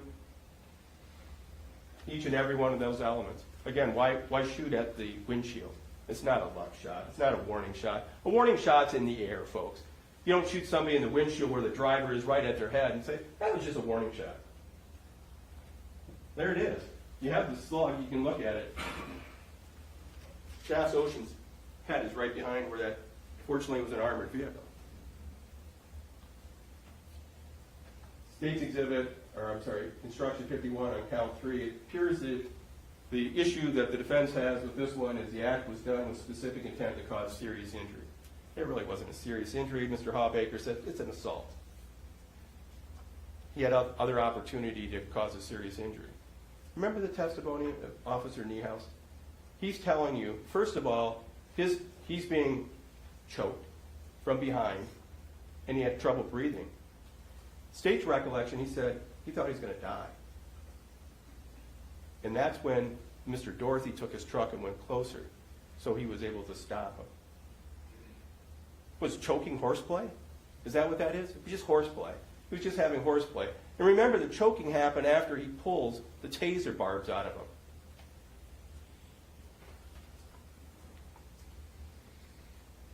State has proved count 3 beyond a reasonable doubt.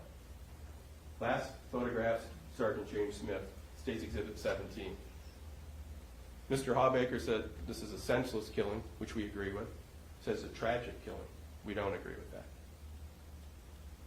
Tragic situations are acts of God, the weather, tornadoes, earthquakes, taking people's homes, lives. This isn't what happened here, folks. What happened here was an intentional act. Sergeant Smith was shot and killed by the defendant. It wasn't an accidental shooting. It was an intentional shooting. He was doing his job, trying to get the defendant out of the house peacefully. The defendant's the one that decided to end this the way he did. This is a murder in the first degree case. The state's going to ask you to find the defendant guilty of murder in the first degree, attempt to commit murder, and assault resulting in injury, in serious injury. Thank you.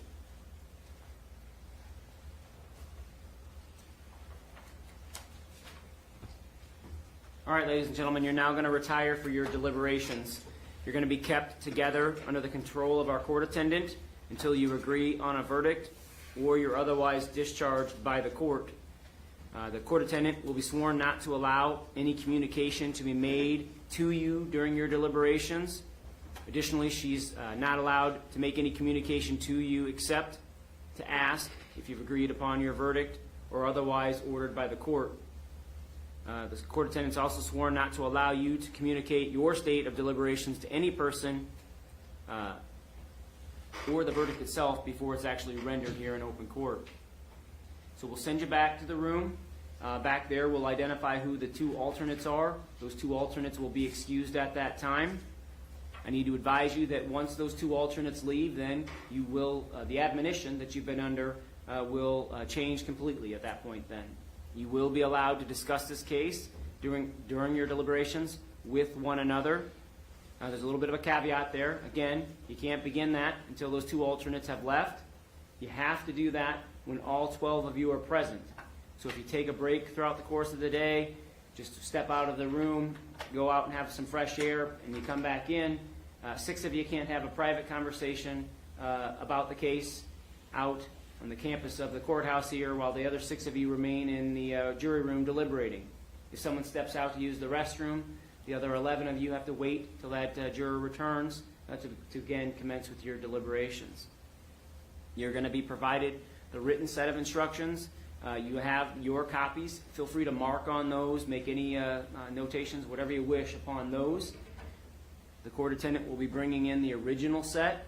I'd ask that you not do anything with that other than to mark it for the purposes of rendering your verdict. Your cell phones will be collected at this point in time. There will be no cell phones in your jury room during your deliberations. And again, the court attendant will be gathering all of the exhibits, and those will also be brought into the jury room. Is there anything else we need to do, counsel, before we send the jury back? No, Your Honor. No, Your Honor. All right. All rise for the jury.